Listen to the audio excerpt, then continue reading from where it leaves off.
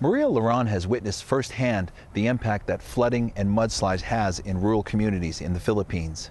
She traveled to Copenhagen to voice her concerns about the devastating effects climate change is having on Indigenous farmers around the world.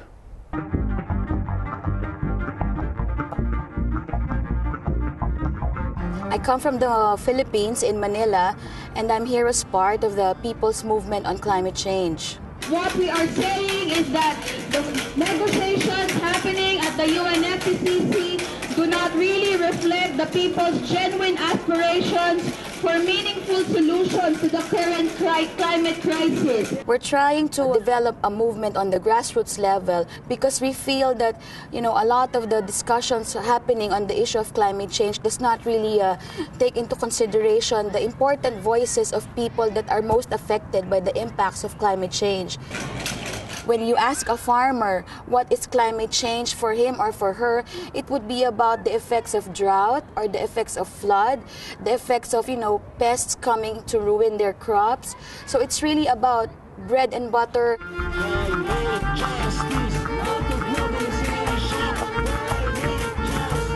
I come from a country that is so affected by climate change. So it's something that we cannot afford not to do anything about because it's an issue of our survival as a people.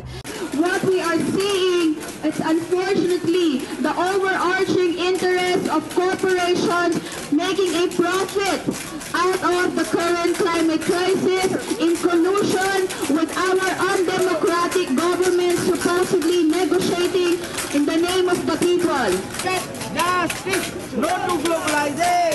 Our government leaders are not doing the jobs. It's very important that you really do a lot of organizing on the ground because governments will just, dismiss you like that. Corporations will not listen to you.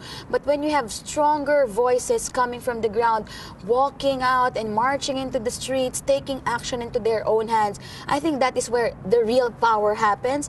What we are pushing for is genuine solutions to the climate crisis, and that would necessarily involve putting a stop to carbon trading, putting a stop to the promotion of foreign investments, making a plunder of the third world countries' resources. What we are saying is basically to put a stop to the economic framework, economic paradigm that promotes the unrestricted liberalization, privatization, and deregulation of our countries.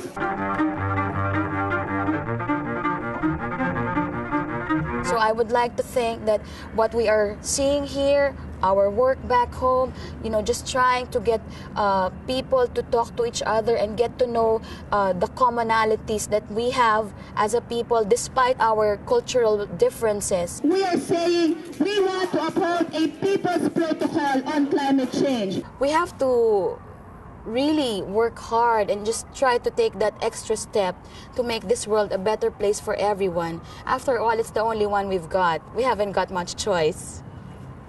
Join us next week when we travel to Western Canada, where the Osoyoos First Nation has turned a desert environment into a remarkable green resort.